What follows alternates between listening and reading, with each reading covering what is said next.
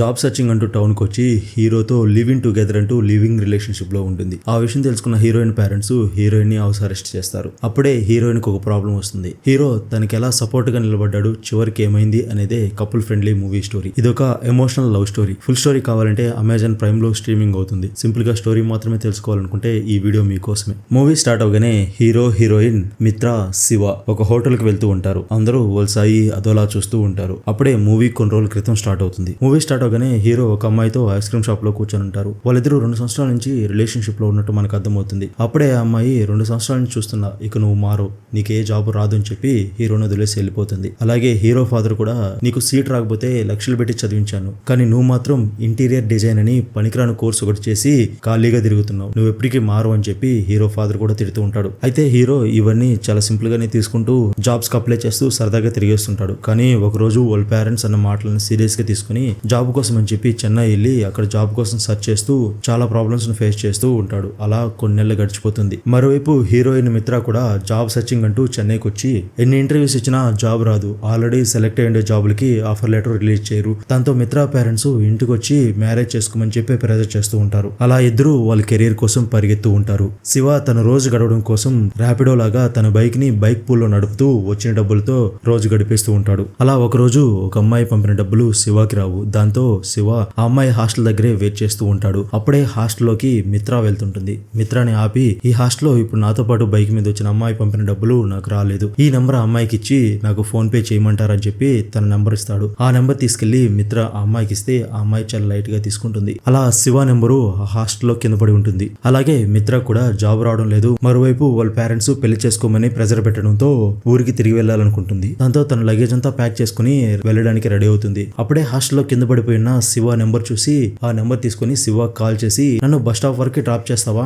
ఆ అమ్మాయి ఇవ్వాల్సిన డబ్బులు నా డబ్బులు 2 ఇస్తానని చెప్తుంది. దాంతో శివ మిత్రాన్ని పిక్ చేసుకుని బస్ స్టాప్ లో తీసుకెళ్లి వదిలిపెడతాడు. ఈ మధ్యలో శివ ఒకరి గురించి ఒకరు అడుగుతూ మాట్లాడుకుంటారు. అప్పుడే మిత్ర నిన్ను ఎక్కడో చూశానని చెప్పి శివని అడుగుతూ ఉంటుంది. కానీ ఎక్కడ చూసిందో కరెక్ట్ గా గుర్తురాదు. అలా శివ మిత్రాన్ని తీసుకుని బస్ ఎక్కిచ్చేసి తిరిగి వస్తూ ఉంటాడు. అప్పుడే మళ్ళీ ఫోన్ చేస్తుంది. వెనక్కి చూస్తే మిత్ర బస్ దిగేసి ఉంటుంది. ఏమనంటే నన్ను తిరిగి మళ్ళీ హాస్టల్ దగ్గర వదిలిపెట్టమంటుంది. అలా మిత్రాన్ని తీసుకుని మళ్ళీ హాస్టల్ దగ్గరికి వెళ్తాడు. అప్పటికే హాస్టల్ ఫుల్ అయిపోయి ఉంటుంది. వేకెన్సీ లేదంటంతో తన ఫ్రెండ్ రూమ్ దగ్గర వదిలిపెట్టమంటుంది. అలా తన ఫ్రెండ్ రూమ్ దగ్గరికి తీసుకెళ్తాడు. అక్కడ తన ఫ్రెండ్ తన బాయ్ ఫ్రెండ్ తో ఉంటుంది కాబట్టి అక్కడ ఉండలేనని చెప్పి మళ్ళీ అక్కడి నుంచి వేరే హాస్టల్ కోసం సెర్చ్ చేస్తుంది. అలా రోజంతా శివ బైక్ మీదే తిరుగుతూ హాస్టల్ కోసం సెర్చ్ చేస్తుంది. కానీ ఏ హాస్టల్ ఖాళీగా ఉండదు. అలా నైట్ అయిపోవడంతో ఎక్కడికి వెళ్లాలో తెలియదు. శివతో 10,000 ఇవ్వడానికి రెడీ హాస్టల్ దొరికితే, కానీ ఏ హాస్టల్ దొరకడం లేదనడంతో శివ ఆల్రెడీ 2 నెలల నుంచి తన రూమ్ కి రెంట్ కట్టడం లేదు. డబ్బుల విషయాల్లో చాలా ఇబ్బంది పడుతూ ఉంటాడు. మిత్ర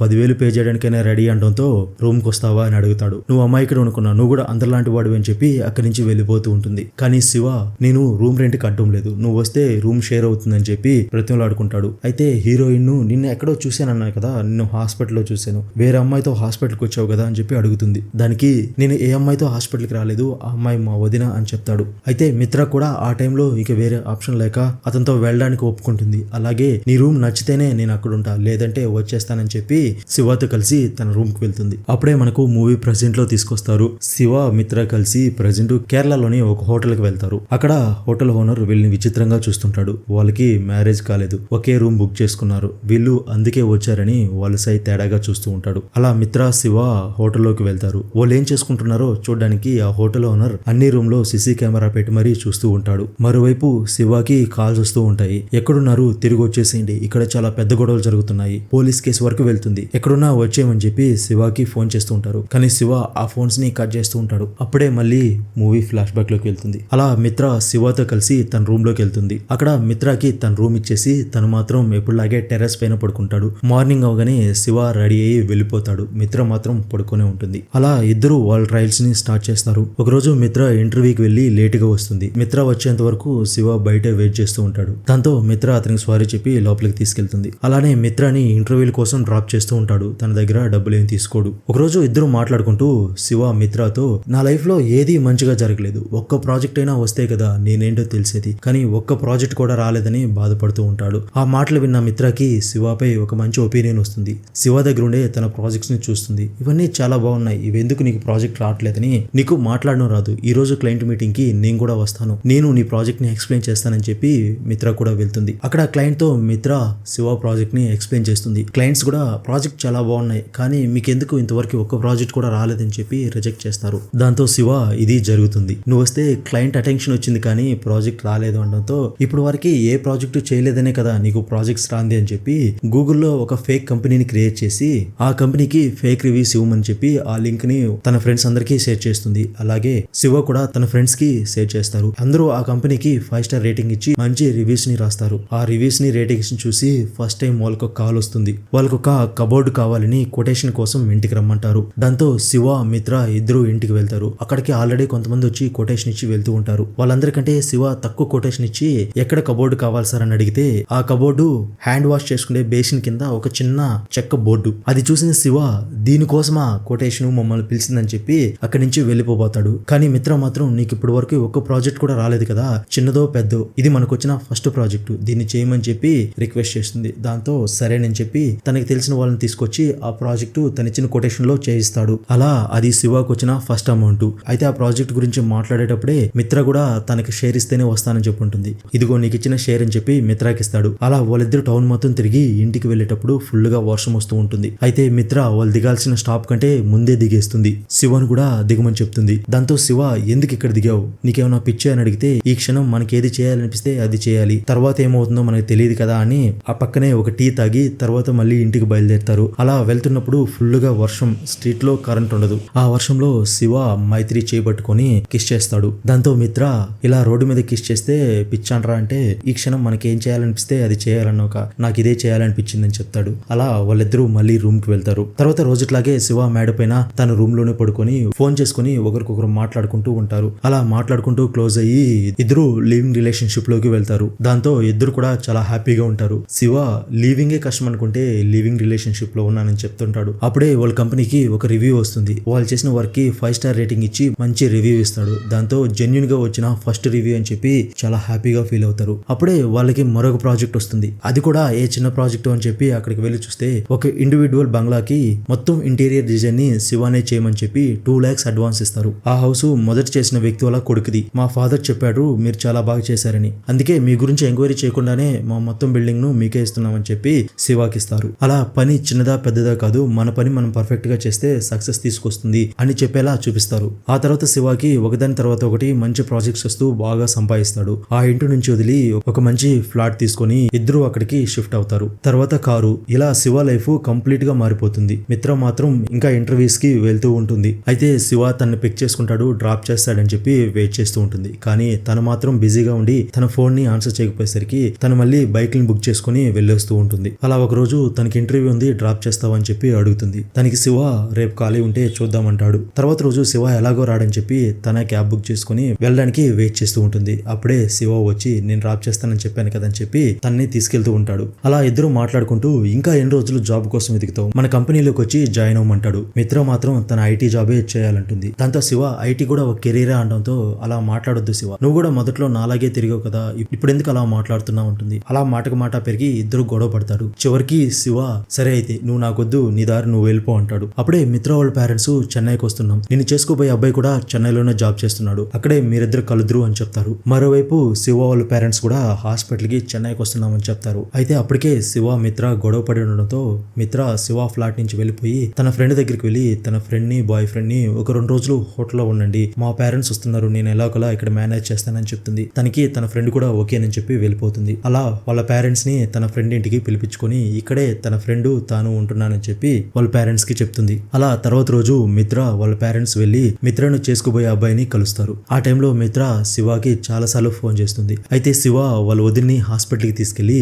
అక్కడ హడావిడిగా ఉండి మిత్ర ఫోను చూసుకోడు. తర్వాత మిత్ర మిస్డ్ కాల్స్ చూసి మిత్రకి కాల్ చేస్తే తన లిఫ్ట్ చేయదు. అలాగే మిత్ర పేరెంట్స్ కూడా అప్పుడే వెళ్ళిపోతారు. వాళ్ళు వెళ్ళిన వెంటనే శివ మిత్ర దగ్గరికి వెళ్లి తనకు సారీ చెప్తూ జరిగిందంతా చెప్తూ ఉంటాడు. ఇంతలో మళ్ళీ మిత్ర పేరెంట్స్ వచ్చేస్తారు. వాళ్ళకి కరెక్ట్ గా ట్రైన్ బుక్ చేయలేదని, ఇప్పుడు కాదు ట్రైన్ రేపు ఉదయం 11 గంటలకి ట్రైన్ అని చెప్పి అప్పుడే వెళ్తాంలే అని అక్కడే ఉంటారు. అయితే అప్పటికే శివ వాళ్ళ బాత్రూమ్ లో దాక్కొని ఉంటాడు. ఇంకేం చేయాలో తెలియక అప్పటికే మిత్ర ఫాదర్ కి డౌట్ వస్తుంది. ఇక చేసేదేం లేక శివ అంతా రిపేర్ అయిందని చెప్పి లోపల నుంచి వచ్చేస్తుంటాడు. అప్పుడే పట్టుకొని ఎవర్రా నువ్వంటే డిష్ బి గీయడానికి వచ్చానని చెప్తారు. రాత్రి 11 గంటలప్పుడు డిష్ బి గీయడానికి వచ్చావా అని చెప్పి అతను పట్టుకొని బయటికి లాక్కెళ్లి అపార్ట్మెంట్ లో అందరిని పిలిచి ఎవరిని పడితే వాళ్ళని ఈ అపార్ట్మెంట్ లోకి రాణిస్తారా అని చెప్పి బయట గందరగోళం చేస్తూ ఉంటాడు. తర్వాత శివ వాళ్ళ పేరెంట్స్ ని పిలిచి మాట్లాడతాడు. ఇలా కలిసి ఉండడం కరెక్ట్ కాదు అని చెప్పి మా అమ్మాయిని మేము తీసుకెళ్లిపోతామని చెప్పి అడుగుతూ ఉంటారు. కానీ శివ వాళ్ళ పేరెంట్స్ మాత్రం వాళ్ళిద్దరూ ఒకరినొకరు ప్రేమించుకున్నారు కదా, పెళ్లి చేసేద్దాం, కలిసి ఉంటారని చెప్పి ఎంత చెప్పినా మిత్ర వాళ్ళ ఫాదర్ మాత్రం ఒప్పుకోడు.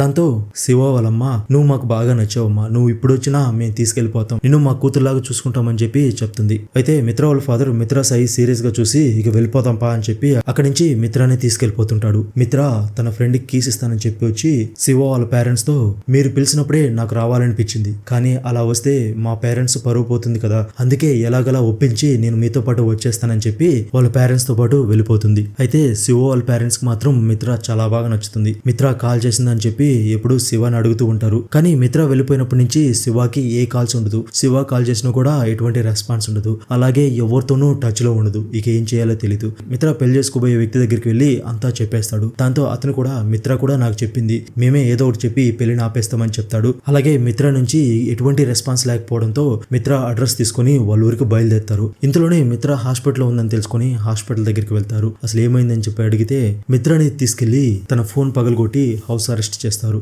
దాంతో మిత్రకి ప్రెజర్ పెరిగిపోయి ఉన్నట్టుండి సడన్ గా పడిపోతుంది. హాస్పిటల్ కి తీసుకెళ్తే ఇక్కడ కాదు పెద్ద హాస్పిటల్ కి తీసుకెళ్ళమంటారు. అలా చెన్నైకి తీసుకొచ్చుంటారు. డాక్టర్ తన బ్రెయిన్ లో ప్రాబ్లం ఉందని, మెడిసిన్స్ కి రెస్పాండ్ అయితే అవ్వచ్చు, లేదంటే నెమ్మదిగా తన బాడీలోని పార్ట్స్ అన్ని ఇంపాక్ట్ అవ్వచ్చు అని చెప్పి చెప్తాడు. అలా మిత్రకి ట్రీట్మెంట్ ఇస్తూ హాస్పిటల్లో నెలల తరబడి ఉంచుతారు. తన కంపెనీ అన్ని వదిలేసి ఎప్పుడు హాస్పిటల్లోనే ఉంటాడు. అది చూసిన మిత్ర, ఎప్పుడు ఇక్కడే ఉంటున్నావు, మరి కంపెనీ ఏం చేస్తున్నావు అంటే, అన్ని నేను చూసుకుంటాలే అంటాడు. అప్పుడే మిత్ర శివాని దగ్గరికి పిలిచి ఒక హగ్ ఇస్తావా అని చెప్పి అడుగుతుంది. అలా శివ హగ్ ఇచ్చేటప్పుడు మనం ఎక్కడికైనా ట్రిప్ వెళ్దామా అని చెప్పి అడుగుతుంది. వాళ్ళిద్దరి గొడవపడి విడిపోయేటప్పుడు శివ ట్రిప్ కి వెళ్దామా అని చెప్పి అడుగుంటాడు. కానీ మిత్ర మాత్రం తనకి ఇంటర్వ్యూస్ ఉన్నాయి, తన కెరీర్ మీద ఫోకస్ చేయాలి, ఇప్పుడు కాదని చెప్పి చెప్పుంటుంది. అందుకే ఇప్పుడు శివతో ట్రిప్ కి వెళ్దామా అని చెప్పి అడుగుతుంది. అంతే, శివ ఎవరికి తెలియకుండా మిత్రాన్ని తీసుకుని కేరళకి వెళ్ళిపోతాడు. అదే మనకి మూవీలో చూపించే ఫస్ట్ సీన్. ఇద్దరు ఆ హోటల్లోకి వెళ్తారు. తర్వాత కేరళ మొత్తం తిరుగుతూ వాళ్ళిద్దరి మధ్య మంచి మెమోరీస్ ని క్రియేట్ చేసుకుంటూ ఉంటారు. మరోవైపు పేరెంట్స్ శివకి ఫోన్ చేసి ఇంటికి రమ్మని చెప్పి గొడవ చేస్తూ ఉంటారు. కానీ శివ మాత్రం ఈ ఉన్న 4 రోజులు మిత్రకి మంచి లైఫ్ ను చూపించాలి, అంతేకాని నెలల తరబడి హాస్పిటల్లో ఉంచుతున్నాం, ఇది కరెక్ట్ కాదని చెప్పి వాళ్ళకి చెప్తుంటాడు. అలాగే మిత్ర కూడా శివ తన ఎంత హ్యాపీగా ఉంచాడు, తన మెమోరీస్ అన్నింటినీ ఒక డైరీలో రాసుకుంటూ ఉంటుంది. మిత్ర ఎలా ఉండాలనుకుందో అలా ఉండేలా చూసుకుంటుంటాడు శివ. ఫైనల్ గా వాళ్ళు ఎక్కడున్నారో తెలుసుకుని శివ పేరెంట్స్ మిత్ర పేరెంట్స్ అక్కడికి వచ్చేస్తారు. అప్పుడే మిత్ర సడన్ గా హోటల్ రూమ్ లోకి వెళ్ళి కూర్చుంటుంది. శివ కూడా తన వెనకాలే వెళ్తాడు. అప్పటికే తన బాడీలో ఏం జరుగుతుందో తనకే తెలీదు. తనకి తెలియకుండానే బెడ్ మీద యూరిన్ వదిలేసి ఉంటుంది. శివ అదంతా క్లీన్ చేస్తూ ఉంటాడు. అది చూసిన మిత్ర పేరెంట్స్ ఇకేం మాట్లాడాలో తెలియక శివాని హగ్ చేసుకుని అక్కడి నుంచి వెళ్ళిపోతారు. అలాగే శివ వాళ్ళ అన్నతో మాట్లాడుతూ, తనకి ఇప్పుడు నా అవసరం చాలా ఉంది, తన బాడీలో ఏం జరుగుతుందో కూడా తనకి తెలియడం లేదని చెప్పి చెప్తూ తన పక్కనే ఉంటాడు. అలా కొన్ని రోజులు జరిగాక మళ్ళీ మిత్రని మనకు హాస్పిటల్లో చూపిస్తారు. ఈసారి మిత్ర ఎవరిని గుర్తుపట్టలేదు. వాళ్ళ పేరెంట్స్ ని చూపిస్తారు. వాళ్ళ పేరెంట్స్ కూడా గుర్తుపట్టలేదు. తర్వాత శివాని చూపిస్తారు. శివాని కూడా గుర్తుపట్టలేదు. దాంతో శివ అక్కడి నుంచి ఏడుస్తూ బయటకు వచ్చేస్తాడు. శివతో పాటు తన ఫాదర్ కూడా బయటకు వచ్చి, శివ ఎప్పుడైనా అందరూ వెళ్ళిపోవాల్సిన వాళ్ళే, తనకి నువ్వు చాలా మంచి మెమోరీస్ ఇచ్చావు, ఆ మెమోరీస్ తో బాధపడకుండా వెళ్ళేటప్పుడు ప్రశాంతంగా వెళ్ళడానికి ఇలా మర్చిపోవడం కూడా మన మంచికే అనుకోమని చెప్పి తనకి సర్ది చెప్తుంటాడు. తర్వాత మళ్ళీ కొన్ని రోజులకి అని చెప్పి చూపిస్తారు. అప్పటికే హీరోయిన్ చనిపోయినట్టు తన సమాధిని చూపిస్తారు. తర్వాత శివ వాళ్ళిద్దరు కలిసి ఉన్న ఇంట్లోకి వెళ్ళి టెర్రస్ పైన కూర్చొని తను రాసుకున్న డైరీని చదువుతూ ఉంటాడు. ఆ డైరీలో శివ తన ఎంత హ్యాపీగా చూసుకున్నాడు, ఇక తనతో తన కెరీర్ ఆగిపోకుండా తన కెరీర్ మీద ఫోకస్ చేయమని చెప్పి మిత్ర రాసుంటుంది. అలా మూవీ ఒక ఎమోషనల్ గా ఎండ్ అవుతుంది. That the movie story of couple friendly.